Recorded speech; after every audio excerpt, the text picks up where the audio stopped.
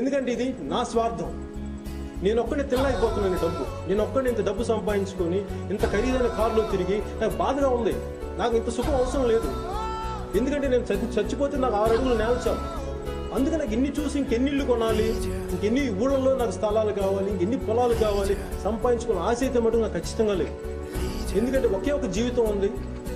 ఈ జీవితాన్ని సంఘానికి త్యాగం చేస్తాం, ప్రజలకు త్యాగం చేస్తాం. విజయవాడలో యువతి మిస్సింగ్ కేసుని ఛేదించారు పోలీసులు. ఈ మిస్సింగ్ పై పవన్ కళ్యాణ్ కి గత నెల 22న ఆ యువతి తల్లి ఫిర్యాదు చేసింది. అయితే జమ్మూలో యువతిని అదుపులోకి తీసుకున్నారు పోలీసులు. ఒక అమాయకురాలైన ఆడపిల్లకి న్యాయం చేయలేని సీఎం ఉంటే ఎంత ఊడితే ఎంత శర్మ గారు. చేతగాని వ్యవస్థలో చేతగాని సీఎం. ఇది కాదండి ప్రజలు కోరుకునేది.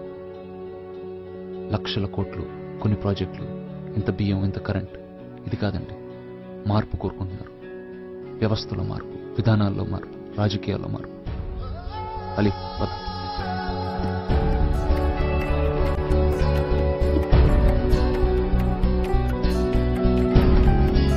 మీలో ఒక లీడర్ని చూస్తున్నాను సార్.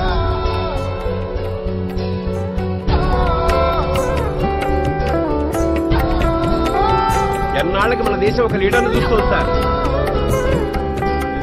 పిఠాపురం పరిసరాల్లో ఉన్న దేవాలయాల్లో తాటి బుట్టలతో ప్రసాదం ఇది ఈ విధంగా ఇది తిరుమలలో జరగాలని ఒక ఆలోచనతో రావడం జరిగింది. ముందుగా పిఠాపురం నియోజకవర్గంలో దీన్ని ఇంప్లిమెంట్ చేద్దాం అని ఆయన చెప్పడం జరిగింది. తిరుమలలో స్వామివారికి ఇస్తున్న నైవేద్యాలు ఇవన్నీ కూడా గోవింద భోగు దీని పేరు. తిరుమలలో ఏదైతే జరుగుతుందో అది కూడా ఇక్కడ నియోజకవర్గంలో ఇంప్లిమెంట్ చేద్దామన్నారు.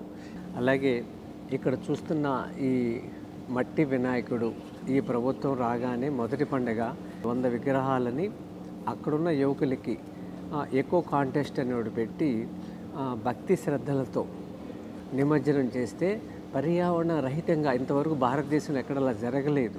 ఇది చేతి సంచితో బజారుకి వెళదాం. ఒకప్పుడు 40 ఏళ్ల క్రితం ఇలా అలవాటు ఉండేది. పిఠాపురం అనే పేరుతోనే ఈ వస్తువులన్నీ మనం తయారు చేసామనుకోండి, స్థానికంగా వాళ్ళకి ఒక ఆదాయం వస్తుంది. రెండోది అదొక మోడల్గా నిలబడుతుంది. ఈ అవకాశం ఇచ్చిన పవన్ కళ్యాణ్ గారికి మనస్ఫూర్తిగా అభినందనలు, ధన్యవాదములు.